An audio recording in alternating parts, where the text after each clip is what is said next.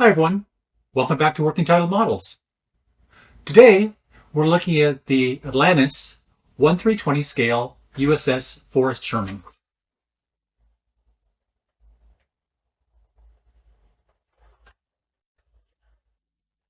Atlantis includes markings for the USS Turner Joy, and after visiting the real ship in Bremerton, that's the version I want to build. But putting 951 on the bow doesn't necessarily make this an accurate Turner Joy. So we'll look at the kit, some of Turner Joy's Vietnam history, and what's needed to change to represent her during her 1968 deployment. If you enjoyed this video, please like and subscribe. Let's get into it.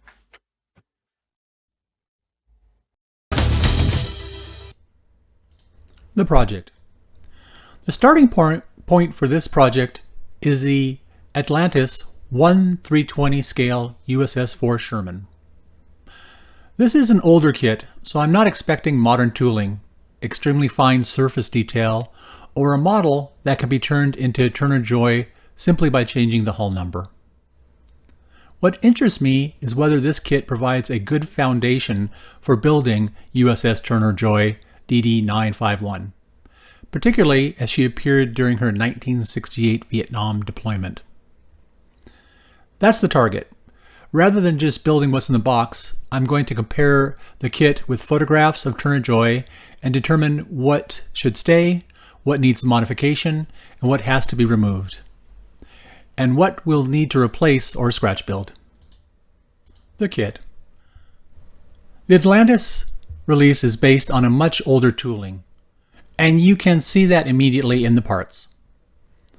The hull is large and provides a good starting point. The major superstructure pieces are reasonably substantial, and the model should have plenty of presence when finished. The smaller parts are where the age shows. Some fittings are heavy, the mast and radar components are simplified, and the molded railings are far too thick for the scale. The decals are useful though, because Atlantis includes markings for Turner Joy, so at least the basic identity of the ship is already provided. At roughly 1/320 scale, the finished model is about 16 inches long, which gives us enough size to add detail without working at an extremely small scale. Price and value. One of the attractions of this kit is the price. Depending on the seller, Atlantis kits generally falls into roughly $20 to $35 range.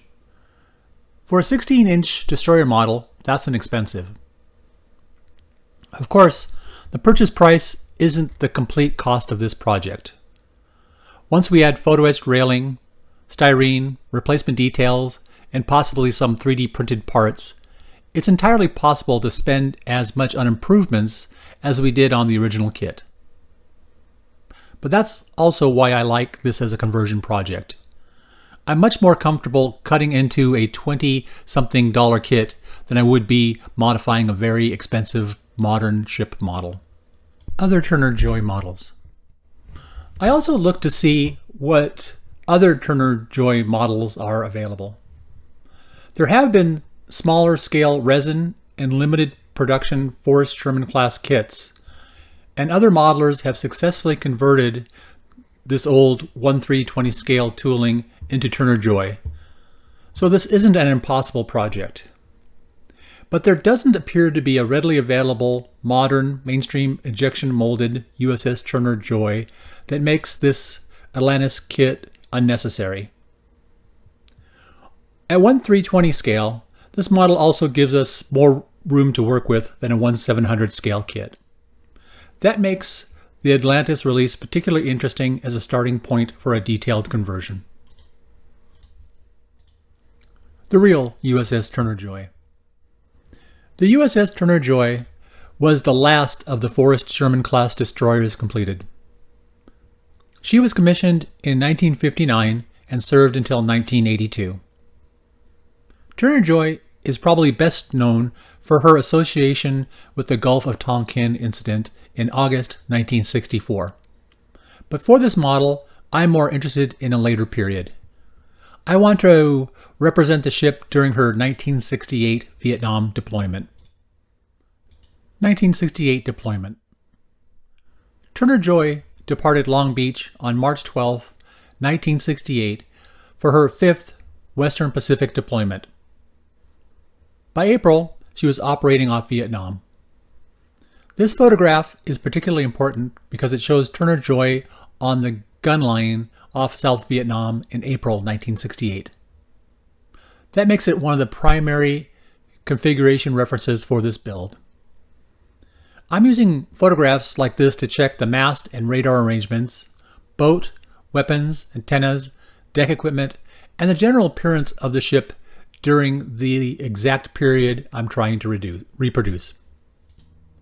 Turner Joy in combat. This photograph was taken on June 20th, 1968. It shows Turner Joy's aft 5-inch 54 Mark 42 gun firing at a shore position in Vietnam. Look closely.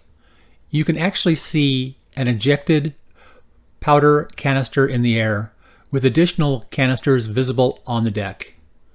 For a modeler, photographs like this are incredibly useful because they show the ship while it's actually operating. During this deployment, Turner Joy carried out naval gunfire support missions and also participated in Sea Dragon operations intended to disrupt North Vietnamese coastal logistics. Weathering from real evidence. This photograph may be one of the best weathering references for the entire project. This is one of Turner Joy's 5-inch guns after sustained firing during the 1968 deployment. Look at the barrel. The heat has blistered and charred the paint.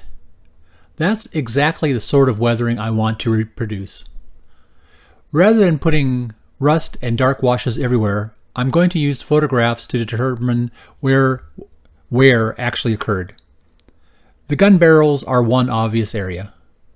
Deck traffic, frequently handled equipment, fittings, and areas exposed to salt water are others. One big advantage with this project is that the Turner Joy still exists. She's preserved as a museum ship in Bremerton, Washington. So I was able to walk on board and photograph details that are difficult to understand from period photographs alone. The museum ship does not represent her 1968 configuration perfectly. Equipment changes over her career and preservation work introduced additional differences.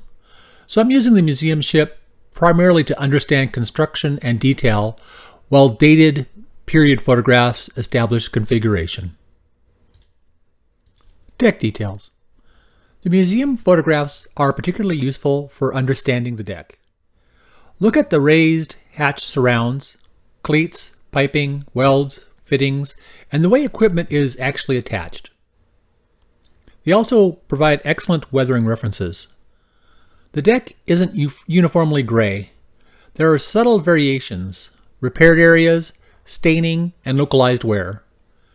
At 1/320 scale, I want to keep those effects restrained. The 5-inch guns. Turner Joy's main battery consisted of 3 5-inch 54 Mark 42 guns. Standing beside one gives you a much better appreciation for its size. These photographs are useful for the barrel taper, shape of the mount, access panels, and the relationship between the gun and the surrounding deck.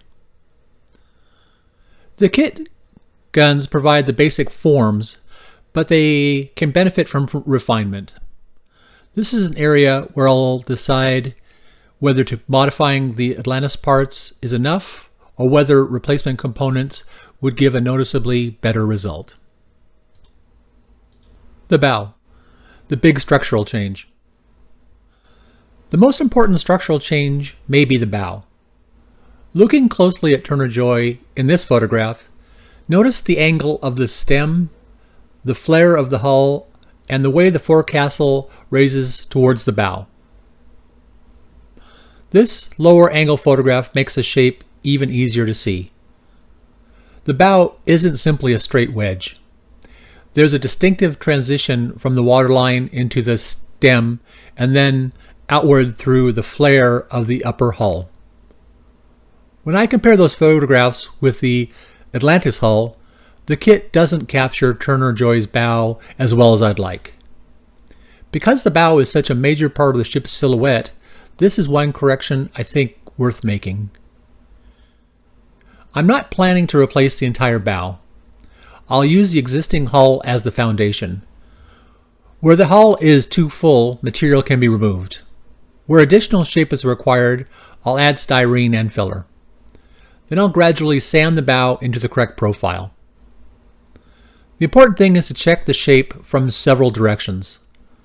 Correcting the side profile alone could leave the bow too narrow, too wide, or asymmetrical. So I'll constantly compare the model from the side, above, and directly ahead.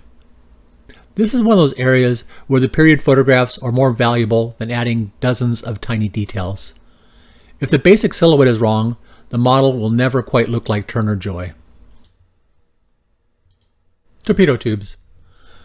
The torpedo installation is another area where the museum photographs are extremely helpful. The real launchers have considerably more structure and detail than the simple kit representation. At this scale, I don't need to reproduce every fitting, but the shape of the tubes, mounts, and details and surrounding equipment are visually important. This is therefore high on the list for modification or replacement. Mast and radar. The mast and the radar installations will probably be one of the most noticeable areas of improvement. The kit's age really shows here. Plastic antennas are thick, platforms are heavy, and some radar components are simplified. But the biggest concern is the configuration. I don't want to simply copy the museum ship. The 1968 photographs will tell me which antennas and radar equipment actually belong on the model. I'll use the museum ship to understand how those structures were built. Railings. The kit railings definitely need replacement. The obvious choice is photo etch. The scale presents a minor problem because the kit is approximately 1/320 scale, while most naval photo etched railing is produced at 1/350 scale. The difference is roughly 9%. For something delicate like railings, I think that's acceptable. Slightly underscale, fine photo etch should look much more convincing than the oversized molded plastic. Keep, modify, remove, replace. So the basic conversion strategy is keep the parts that accurately establish the basic ship. Modify components such as the bow, selected gun details, and some superstructure features.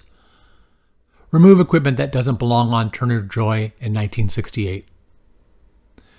And replace or scratch build railings, antennas, radar details, and other conspicuous fittings where the kit parts aren't good enough. I'll also consider 3D printing for small weapons and fittings where it saves time and gives better results. Final assessment of the kit. So, is the Atlantis kit worth building? I think it depends on what you want. If you're looking for a modern, highly detailed ship that can be assembled straight from the box, this isn't it. The tooling is old, the details are simplified, and a historically accurate 1968 Turner Joy requires research and modification. But the model is inexpensive, large enough to work with, and the basic Forrest Sherman-class structure gives us something useful to build on. For me, that's enough. I'm not trying to replace every piece. I'm trying to identify the changes that will have the greatest visual impact. The bow, the mast, and the radar, the weapons, the railings, and the major equipment that defines the Turner Joy in 1968.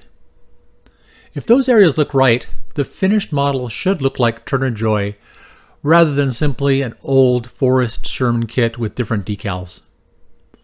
And that's what this project is really about, taking an inexpensive old kit and seeing how close we can get to the real ship. If you enjoyed the video, please give it a like and consider subscribing to Working Title Models. And if you've built this kit or another Forrest Sherman-class destroyer, I'd like to hear what you changed and what you discovered along the way. Leave that down in the comments. Thanks for watching, and remember, we're not just building models, we're bringing them to life.